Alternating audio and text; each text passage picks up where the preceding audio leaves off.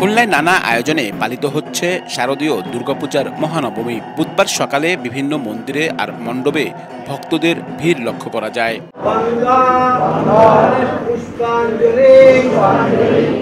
সকাল 10:30টায় দেয়া হয় অঞ্জলি। এ সময় দেশ ও জাতির মঙ্গল কামনা করা হয়। এদিকে সকালে বিভিন্ন মন্দির পরিদর্শন করেন কোস্টগার্ড খুলনা অঞ্চলের কর্মকর্তারা। পূজা উদযাপন কমিটির নেতৃবৃন্দের সাথে মত বিনিময় করেন তারা। খুলনার রূপসা নদীর পাড়ে রূপসা শ্মশান কালী মন্দির পরিদর্শন করে কোস্টগার্ডের কর্মকর্তারা জানান, উপকূলীয় এলাকায় শারদীয় দুর্গাপূজার সার্বক্ষণিক নিরাপত্তা নিশ্চিতে কাজ করছেন তারা।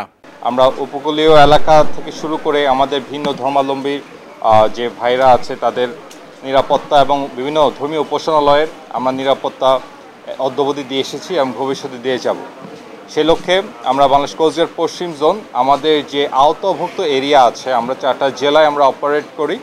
এর মধ্যে আমরা খুলনা, বাগেরহাট, সাতক্ষীরায় আমরা 44-এর উপর পূজা মন্দিরে আমরা মণ্ডপে আমরা নিরাপত্তা প্রদান করছি এবং একই সাথে আমরা যে কোনো ধরনের নাশকতামূলক কার্যক্রম প্রতিরোধে আমরা সর্বক্ষণ আমরা সচেষ্ট রয়েছি।